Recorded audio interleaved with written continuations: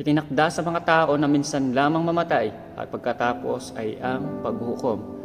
Ang utang pwede mong takasan, pero ang kamatayan ay hindi.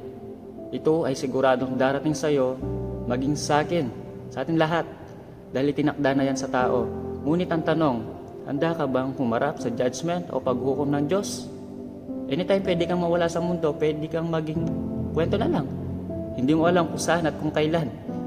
Kaya nga si King Solomon, sumulat ng Ecclesiastes, kilala bilang mayaman, matalino, makapangyarihan. Anong sabi niya?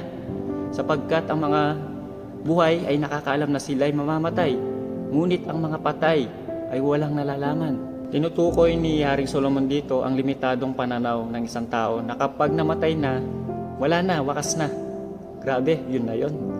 After mong magpagod sa lahat ng bagay dito sa mundo, wala na, wakas na.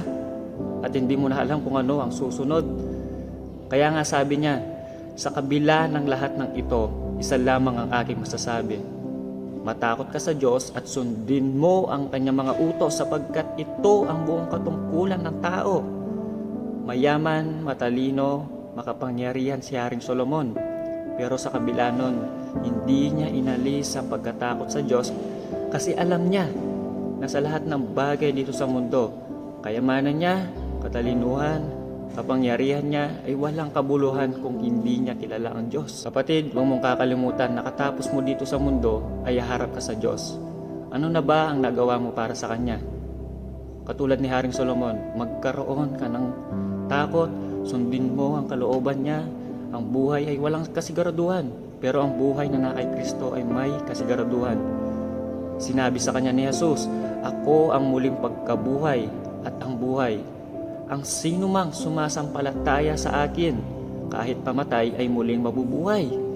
At sino mang nabubuhay at sumasampalataya sa akin ay hindi mamamatay kailanman. Kahit mamatay ang katawang lupa, ang mga nananampalataya at kumikilala sa Kanya ay may katiyakang muling mabubuhay at maninirahan magpakailanman sa piling ng Diyos. If you declare with your mouth, Jesus is Lord, and believe in your heart that God raised Him from the dead, you will be saved. Huwag mong ayahan na mawala ka sa mundong ito na hindi ka nakakilala sa Panginoon. Believe and repent.